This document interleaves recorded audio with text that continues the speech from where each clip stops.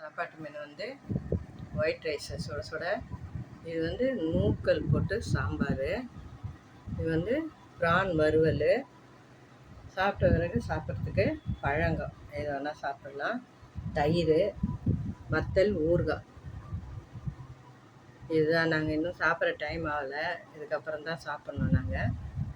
இந்த சாம்பார் வந்து இன்றைக்கி வந்து நான் பருப்போடவே நூக்கல் போட்டு செய்தேன். நான் அது வந்து பருப்பையும் வேக வைக்காமல் மஞ்சத்தூள், பெருங்காயம் பருப்போடு போட்டுட்டு நூக்கல் போட்டு வெங்காயம், தக்காளி, ஒரு பச்சை மிளகா, மஞ்சத்தூள், மிளகாத்தூள்,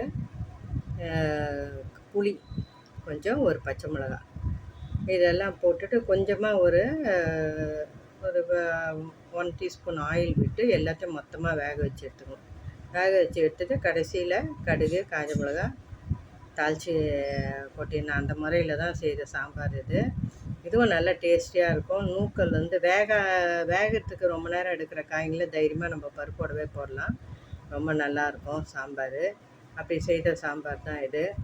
இது வந்து ப்ரான் வந்து ஆஸ் யூஷுவல் எல்லாம் வெங்காயம், தக்காளி, இஞ்சி பூண்டு பேஸ்ட்டு, ஒரு பச்சை மிளகா, மஞ்சத்தூள், மிளகாத்தூள், உப்பு நல்லா வதக்கிட்டு ப்ரானை போட்டு நல்லா ஃப்ரை பண்ணி எடுத்துடணும். அதுதான் இது.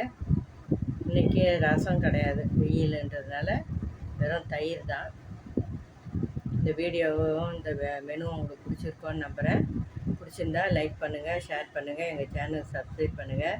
தேங்க்ஸ் ஃபார் வாட்சிங்.